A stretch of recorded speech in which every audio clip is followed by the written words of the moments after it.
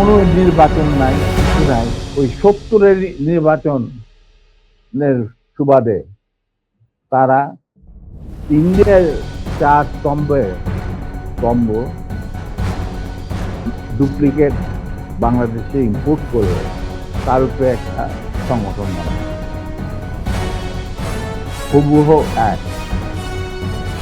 শুধু তাই না, রবীন্দ্রনাথ ঠাকুর, যাকে নিয়ে আমরা নাচানাচি করি এবং অনেকের মানে ভাসে যায়, আপ্লুত হয়ে যায় আবেগে, এই রবীন্দ্রনাথ ঠাকুর একজন ইন্ডিয়ান নাগরিক এবং ইন্ডিয়ার জাতীয় সঙ্গীতের রচয়িতা। আমাদের দেশে তার চেয়েও প্রতিভাবান কবি কাজী নজরুল থাকা সত্ত্বেও আমরা সেই ভারতীয় নাগরিকের একটা গানকে আমাদের জাতির উপরে চাপিয়ে দেওয়া হলো জাতীয় সঙ্গীত।